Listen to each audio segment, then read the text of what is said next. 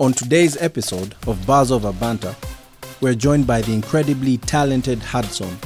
A true multifaceted artist, he's a singer and music producer. He's here for an exclusive conversation you won't want to miss. So stay tuned and keep it locked right here on Bars Over Banter. Yo, what's up, guys? Welcome back to the Bars Over Banter show. I'm your host for today, Papa T, and today I have a very special guest for you. He goes by Hudson to some people. I don't know what the rest of the people call him, But Hudson, welcome to the show. Thank you. Bars Over Banter, how are you feeling? I'm feeling good. I'm feeling nice. Thank you for having me. Always. So I want to get to know Hudson today. I want to get to know Hudson. So if you're to describe yourself to someone, if it's like a blind dating show and someone was trying to get to know you, they can't see you, but they just want to know who you are. How would you introduce yourself? I have a friend of mine called General Zabo. He calls me Mr. One Stop. Mr. One Stop. Mr. One Stop. You know why he gave me that name? So way back we used to have problems with instrumentalists, like music instrumentalists. You come on set and then you find out that the guitar guy did not show up, or the keyboard guy did not show up, or the drummer did not show up. So I used to be there. If the bass guy is not there, I would play bass. The keyboard is not there, so he gave me that name. Anyways, my name is Hudson. I am a singer and a music producer. Singer and music producer, Mr. One Stop Hudson. So where would you put your bag in music, your emphasis? If someone said, Hudson, do something for us, it's talent show. What are you doing? Are you singing? Are you going to play us something? I think I would sing as I play. I think that's a very tough skill, No, because it requires coordination. It's actually not very easy. With time, it's easy. You just get to learn. And what sort of instruments do you play? I play guitar, acoustic guitar, a little bit of electric guitar. Then I play keyboard, I play drums, I play bass, and I went to school for saxophone, but I don't play it. It's been a while. Since I was out of school for music, so you're a real one-stop shop. Actually, I was going to ask you if you studied these instruments or if you just taught yourself, or is it a bit of both? It's a bit of both. I did some, and then I taught myself from friends, like that. Mr. One Stop. I think that's really cool to be able to pick up some of these skills yourself, especially. But there's people who have told me without music theory, then trying to learn an instrument is difficult. Would you say the same thing? I wouldn't say the same thing. I know people who don't know any music theory right now, but they're very good instrumentalists. They're very good. They're passionate. As long as you love something. Just like driving a car. Some people have gone to driving schools, and some have just gone to the fields, and then they learn from there. And they're good drivers. And, we apply the same on the road. It's just that sometimes there are some rules that you break unknowingly. That is true. There are some rules you feel like you've broken musically to get to where you are now. Some boundaries you've pushed to discover yourself, your sound. I think that's a hard one though.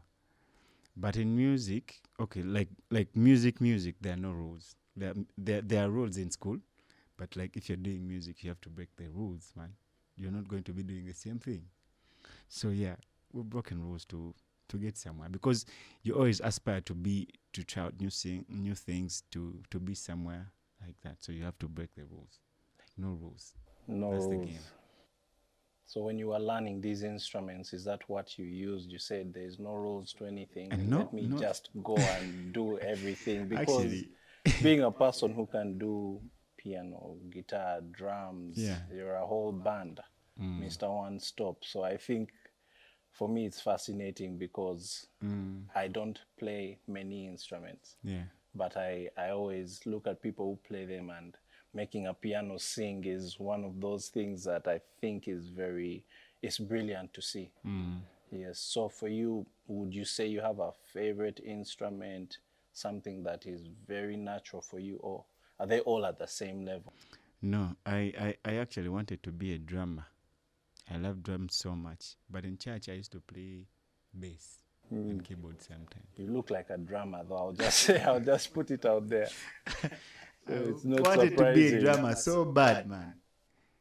However, with time, and by the way, I hated my voice, like until like 2015 there. And then that time I had to decide who I wanted to be. And still now, I'm still fighting. You go on a gig and then you see, you want to play all the keyboard and then you know. Until now, anyway, I've, okay, like 60%. Now I'm accepting myself. I think maybe I'm supposed to be a singer. But at some point, like, talent calls and then you end up playing a guitar or something like that. Yeah. So it's hard. It's still hard, but I'm trying. That's Mr. One Stop, guys. So let me ask, at what point did you come out and say, music is my thing? This is me, this is what I'm wearing every day.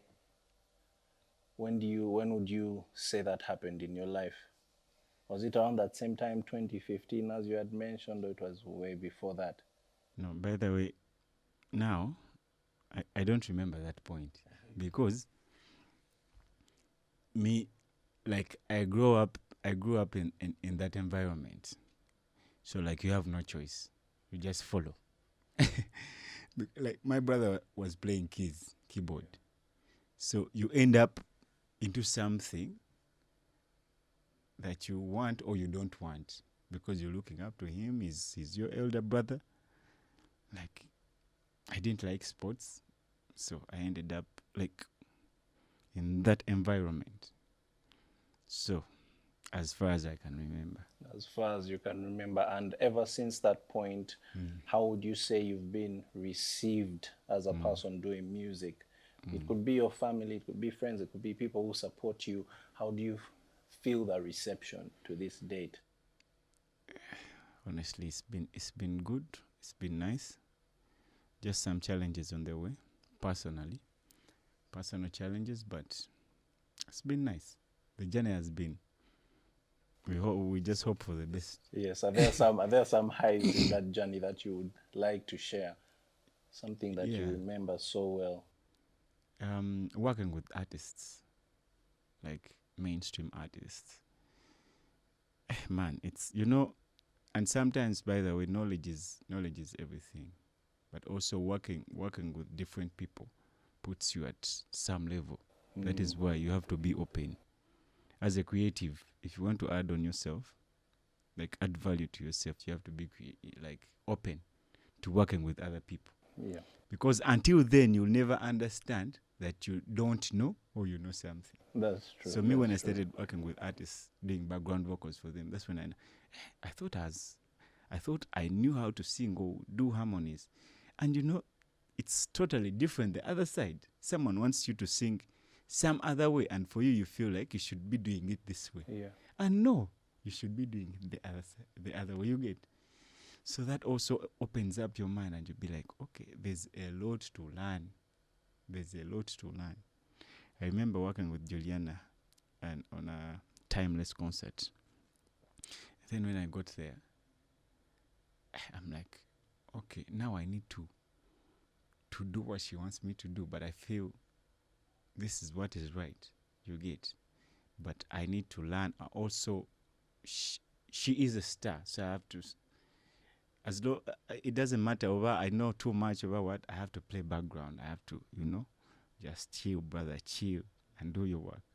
So there's a lot to learn. But those are moments that I treasure, that opened my eyes, and so much more. Like working with those artists, it's a very, very big challenge. Everyone has their ways of doing things. But as a creative who's growing and want to get somewhere, it's also learning. Like you acquire knowledge, you get to learn some people how they do their things. and not just seeing them from afar, you get, but also share what you have with the whole world. So, yeah. You've mentioned Juliana. Mm. I assume she's one of those people you have enjoyed working with. Are there other acts? It could be other acts or other Yeah. bands, or that you've really liked the experience. Especially the reason I ask is Yeah. there's people who know how to have a very professional outfit, making sure that everyone who's behind the act is catered to and on top of their game. Yeah. So even you as a performer, it could be even if you're in the background, you know that, man, much as I'm a background singer, I still have to, make it on time. I have to go for all the band practices. I have to do all this and this. Is there someone you've also appreciated apart from Juliana to that level? There are many more I've worked with, but I remember when Irasta came to Uganda, and then she had a music director. That guy was tough. Came to rehearsals, and then he told us, like, you're doing shit. Then Irasta was like, he told the keyboard guy, I don't like what you're playing. Man, we had been playing these things for a long time. And then Babe comes and she's telling us, I do not like what you're playing. How would you feel, man? So what was that experience like working with someone like Ira Star? It was a great experience, first of all. Like, it was amazing. At the end of the day, we executed. And she was so happy. Yeah, so it's just respecting what the artist wants sometimes, but also sharing your idea. Because we wanted it this way, but also the artist wanted it her way, you get. But it was challenging, and working with a new person, like an international act, you get. So we had to be there on time, everything. Yeah, it was a great moment. Azawi too was a great artist. Yeah, I enjoyed working with her. She was amazing, very nice. Much as you may be saying the background at such points, do you get stage fright, or you think there's a main act, no one is really paying so much attention to me, so I can just be comfortable here? No, you never get to be comfortable. Yeah. Never get to be comfortable. So this is what happened. Like, me, I do stage almost 4 times a week. Like, we do shows almost 4 times a week. But you never get used to that stage. Like, you never. And it's even worse on big stages. Now, for Azawi, we are given a chance to like open. We are the open acts. We are 3 people. Myself, there's someone called Castin, is also a friend of mine, and then some babe called Joey Good. Casting is a singer. Yes. I know him. That guy, he has an amazing voice. He's done some shows at maybe Olives or Yeah. something. Yeah. So, man, we are supposed to like, we're the open acts. There were no big artists for that show to open up for that. So, Kati, everyone was given around 10 minutes, 15 minutes. But you never get used to that stage. You go up there and then you be like, oh, wow, it's amazing. Yeah. It's amazing. It's always amazing, And the people who are seeing you, they're not saying that, they're not thinking the same way that I show up on stage every day. They're saying, man, that's our guy, that's our star, but man, you are scared. Yeah. Yeah, but that level at that point is not the same as when you're starting. At least this time you've gained some confidence. And yeah. So you never get used to a stage, no. I was hoping to hear something different, that eventually you get used and, Never, because you don't perform for the same people. Yeah. You don't perform at the same venues all the time. So that's why you can never, like, these are my people. It's just things that you can't see, that the audience can't see. Get? Because for them, they are there for you. They're for you you only need to show up, and that's it. They are never going to know that you are scared of performing or what. And the fear is not even about the performance. It's about what could go wrong. You get keyboard might go off, lights might go off, power. You get.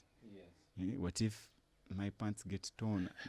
You get. Yeah, this is quite interesting because now I'm wondering what is it like in the day of Hudson. So on a day when you have to prepare, you said this is up to 4 times a week. You have some shows. That's crazy. So on a day when you have to perform, what time are usually your shows? Are they different times or? They're different times, but my preparation is just like an hour to the show. So how does the rest of the day pan out? Actually, that was my question. How do you prepare yourself for that day? And also just keeping up with that demanding schedule that today you have to be here, tomorrow here. How do you prepare and then keep up with it? For that, I think I'm getting used to that I have to show up for those gigs. However, my day, of course, I have studio. I'm a music producer. I have to show up at my studio. Then do what I'm supposed to do. Yeah. One thing I don't ever do when I'm going on stage is get on stage when I'm hungry. Man, you might collapse. No, I've seen it happen. But also the energy used there. At least me, I eat 30 minutes to what? 30 minutes to the show. I eat, I take my rest, I do my runs to warm up my voice. It's very, very important for vocalists. Even if you're going to talk, or you're going to anything, as long as you're going to use your mouth for a very long time. But also, like, take some water. Yeah, that's true. So yeah. I would want to know what do you have any memories of some of your craziest moments with your fans? Maybe you finished a performance and someone wanted you to sign something, a t-shirt, or just those heartfelt moments that have at least helped you appreciate or feel good about what you do. And by the way, the thing is, most times we are not appreciated by our workmates. That's like 98%. But the people who appreciate us are the audience. Now, like yesterday, I had a gig. So we did 2 full hours. It was a great gig. It was a great show.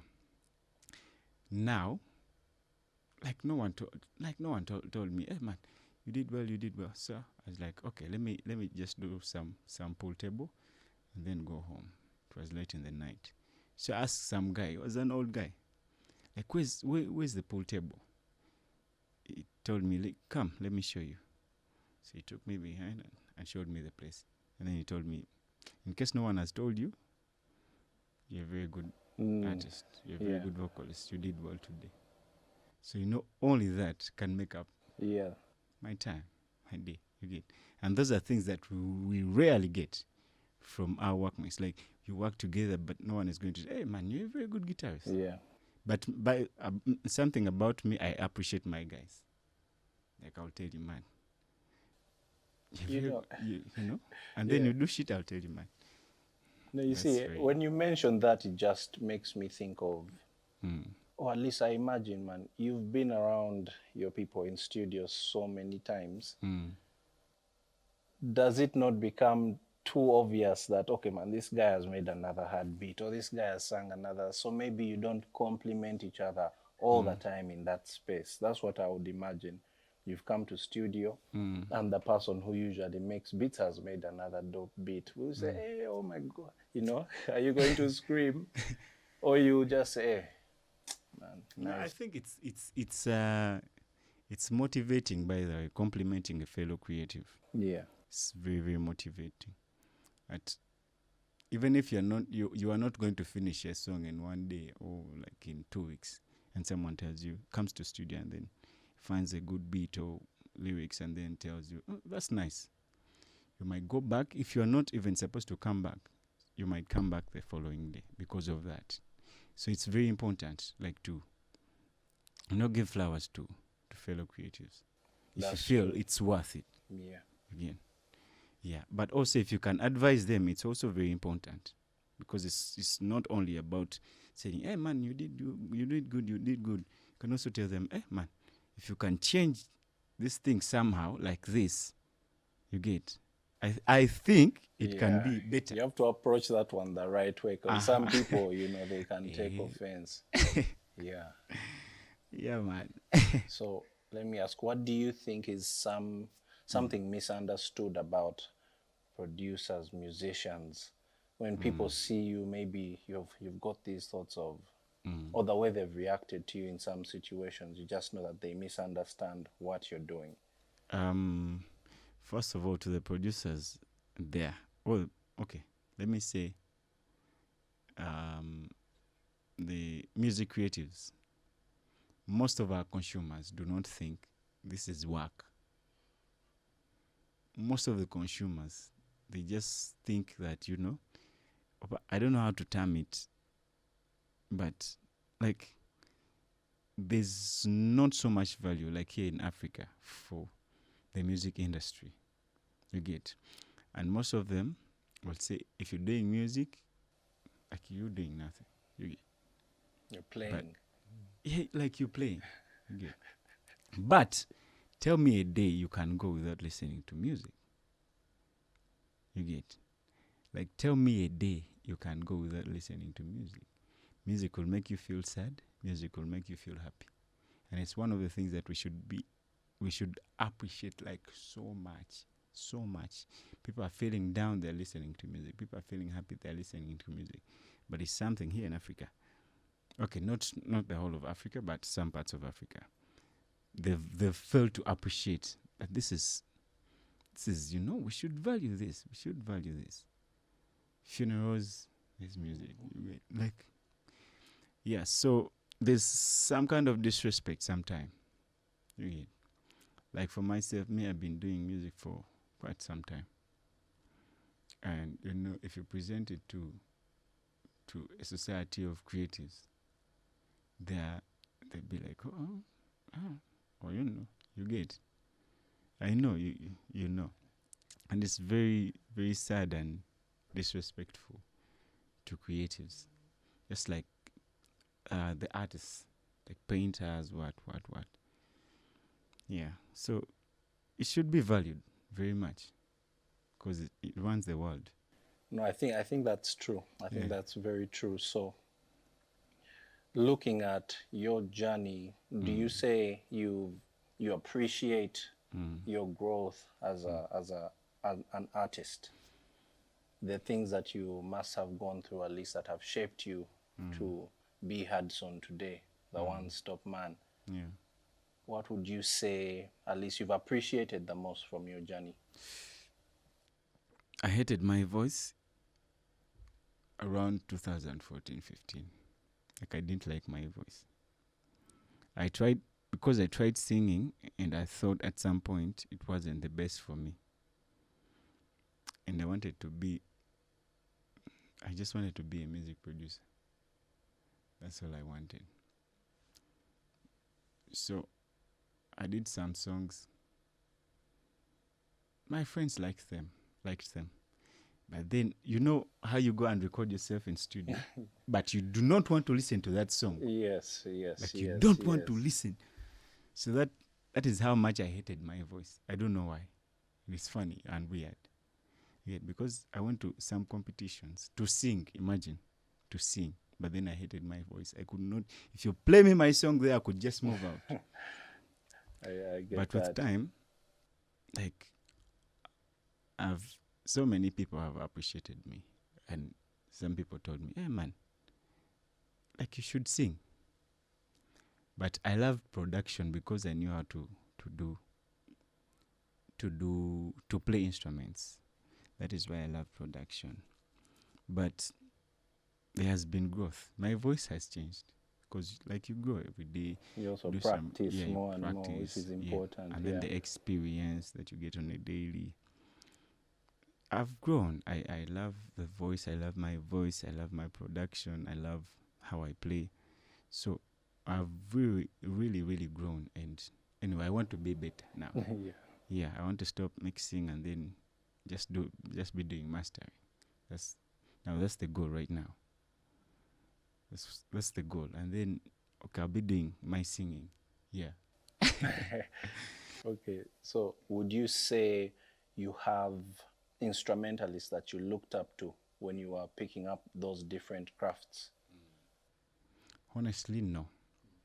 But I love how some people play, but I've not looked up to any instrumentalist and say I want to be like that. Because me, I play so many things. I just love the emotions of some people they put while playing. Because music rotates around the emotions, you know. You can feel something and then you feel like that's a sad song. That's a happy song. You get. It's because of the codings, the frequencies of music. But I've not looked up to anyone and be like, instrumentalists. No. I just love music. I just love how things just go, how when they are put together, and that inspires me. Eh? Like I'm looking out to what if I play keyboard, piano, and then add strings, and then that's what inspires me. But I don't look up to any instrumentalists. But I have artists that I look up to. Yeah. Yeah. So then how would you describe your style? Your My style style? of music, yes. If someone presses play today, right now, they will understand exactly what you're saying.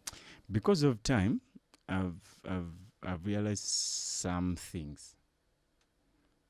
I used to, me. I used to love R&B. I used to do so much R&B.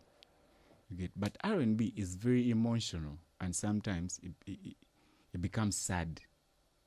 You get, and sad songs are played occasionally. People don't want to listen to sad songs. Yeah.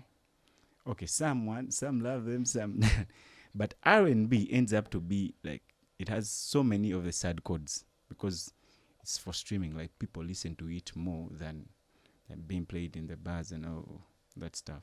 So I used to be an R&B guy, but now I'm catching up with the trends because man, there's no way we can run out of that unless you have to chip in a little and you go back to who you are. Yeah. Again.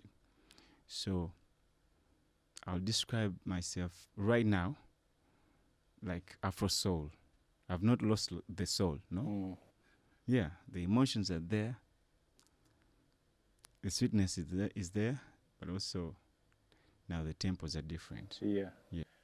I think speaking on tempo, during the day I had you play some music and it was not exactly soul or it was leaning more into the dance hall, that kind of. Do you say that's your favorite genre to listen to? Actually, me... Because you are singing, you are really singing. I actually don't listen. I listen to music to like learn what other people are doing. That's the reason for me listening to music.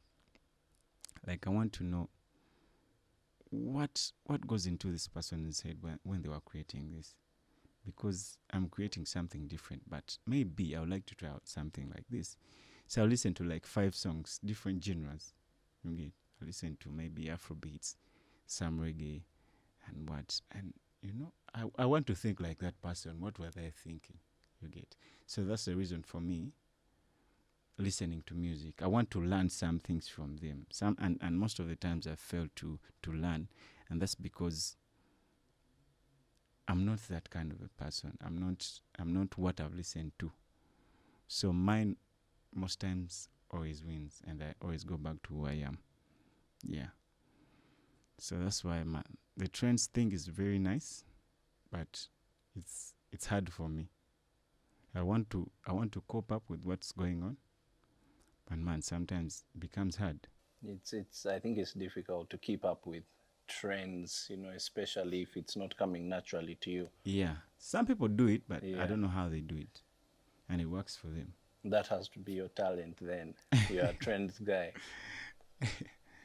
Yeah.